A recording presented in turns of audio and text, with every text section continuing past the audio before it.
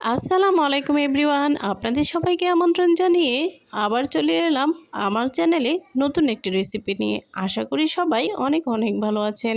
আর আজকের রেসিপি হলো রুই মাছের কালিয়া।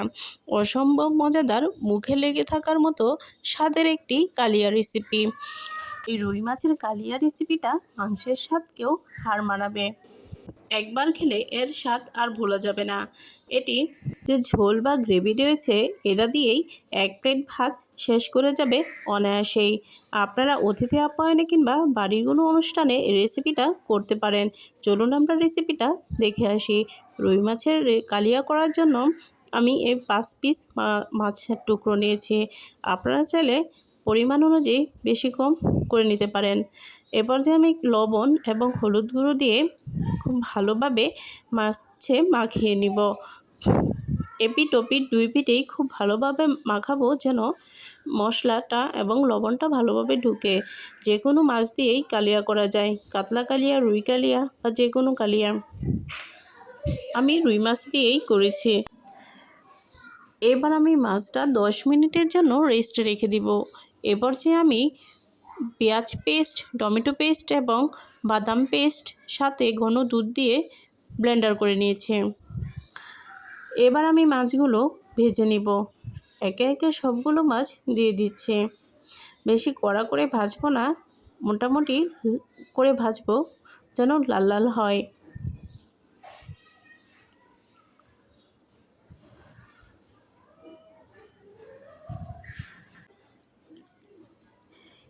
এবার মাছগুলো আমি এপিট ওপিট করে ভালো করে ভেজে নিচ্ছি দুই পিঠেই।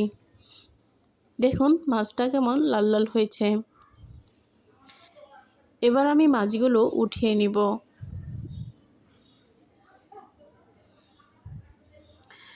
এরপর যে আমি মাছ ভাজার তেলেই এলাচ, দারুচিনি এবং 3টা লবঙ্গ দিয়ে দিয়েছি। এবার দিয়েছি পেঁয়াজ কুচি, পরিমাণ মতো লবণ দিয়ে কিছুটা ব্রাউন করে ভেজে নিব। এবার আমি দিয়ে দিয়েছি পেঁয়াজ বাটা, তারপর দিয়ে দিয়েছি টমেটো বাটা। আপনারা চাইলে এখানে টমেটো সসও ব্যবহার করতে পারেন। এবার একটু নাড়াচাড়া করে এখানে আমি দিয়ে দিব হলুদের গুঁড়ো, মরিচের গুঁড়ো,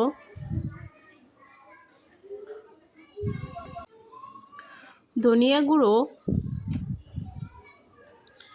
এবং সামান্য জিরা গুঁড়ো। এবার আমি মশলাগুলো ভালো করে নাড়াচাড়া করে খুব সুন্দর করে কষিয়ে নিব। এরপর যে আমি দিয়ে দিচ্ছি বাদাম এবং দুধের যে পেস্টটা ছিল, সেটা আমি হাফ দিয়ে দিয়েছি।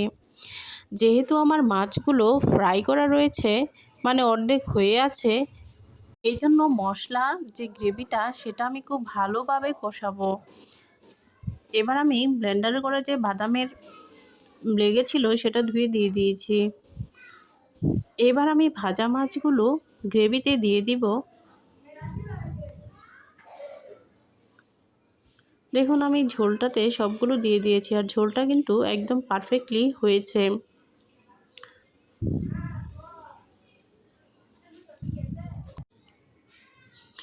এবার আমি ঝোলের সাথে মাছগুলো খুব ভালোভাবে মিশিয়ে নিব। এপিট ওপিট খুব ভালোভাবে ঘুরিয়ে, যেন গ্রেভির যে ঝোল বা মশলা সেগুলো যেন মাছের ভিতরে ভালোভাবে ঢুকতে পারে। এইবার অর্ধেক যে বাদাম এবং দুধের পেস্টটা রেখে দিয়েছিলাম, এটার সাথে 1 টেবিল চামচ চিনি মিশিয়ে কালিয়াটাতে দিয়ে দিব। দেখুন কালিয়াটার কালারটা কত সুন্দর এসেছে। এবার দিয়ে দেব কয়েকটা কাঁচামরিচ ফালি করে, দিয়ে ভালোভাবে নাড়াচাড়া করে উলটপালট করে মিশিয়ে নেব।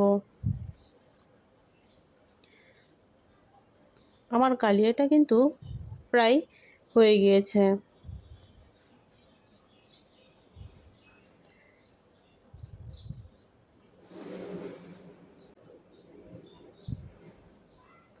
এবার আমি চুলাতে এভাবে কিছুক্ষণ রেখে দিব।